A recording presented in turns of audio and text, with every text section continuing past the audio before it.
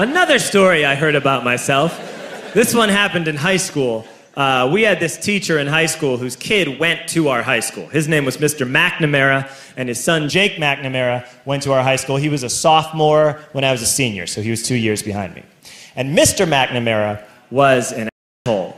And one weekend, he and his wife decided to leave town, which you should never do if you're an asshole. And Jake McNamara decided to throw a party at the teacher's house. Hooray! And everyone around town heard about it, and we all got up individually and thought, okay, let's go over there and destroy the place. I walked into this party, everyone I had ever met was there, and everyone was drinking like it was the end of the world. People were drinking like it was the Civil War and a doctor was coming to saw our legs off. It was totally unsupervised. We were like dogs without horses. We were running wild. I walked down to the basement. They had a pool table in the basement. One dude took a running start and threw his body onto the pool table and broke it in half. Another kid found out which room was Mr. McNamara's and went upstairs and took a shit on his computer. So the party was going great. I'm standing in the basement, and I'm holding a red cup. You've seen movies. And I'm standing there, and I'm holding a red cup, and I'm starting to black out. And I guess someone said, like, something, something, police. And in a brilliant moment of word association, I yelled, F*** the police! F*** the police! And everyone else joined in. 100 drunk white children yelling, duh, police. With the confidence of guys who have, like, already been to jail and aren't afraid of it anymore. You know, that, like, I serve my nickel, you come and take me confidence. But white children. The reason someone had said something, something, police was because the police were there. So a Chicago police officer walked down the stairs and got to the bottom in the basement and looked out over a sea of drunk toddlers yelling F the police in his face.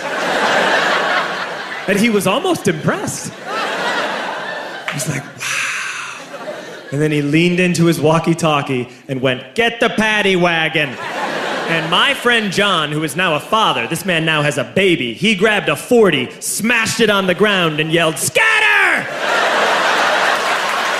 And everyone ran in a different direction. We all ran in different directions. It was like that scene in Ratatouille when the humans come in the kitchen and all the rats go in different ways. We all ran in different directions. I ran into the laundry room, and I jumped up on the washing machine, and I crawled out through a window into the backyard, and now I'm running through the backyard, and there was this big chain link fence, and I thought, I've never climbed a fence that high before. And then I woke up at home.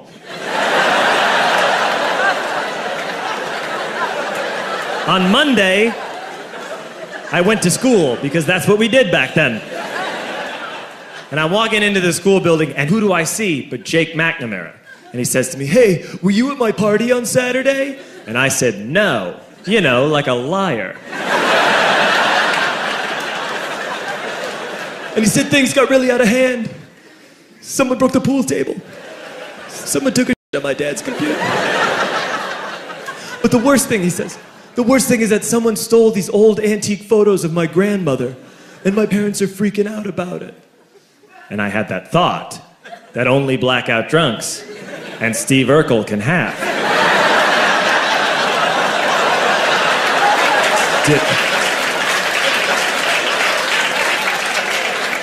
Did I do that? I figured, no, I wouldn't have done that. But I was never sure. Until 2 years later. Relax. I'm playing video games with this kid named Alex that we also went to high school with. 2 years later, we've graduated by now. We're playing video games for a couple hours. And then Alex says to me, hey, come here, I want to show you something. And he takes me into his bedroom. And then he takes me into a side room off of his bedroom. Never a good thing to have. And he shows me a tiny room that is covered wall to wall in stolen antique photos from different people's parties over the years.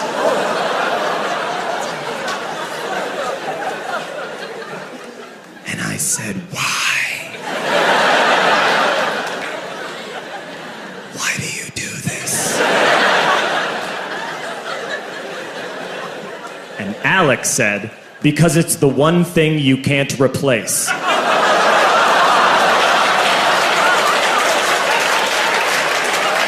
That's the end of that story, but how f***ed up is that, right? That's crazy. So I don't drink anymore.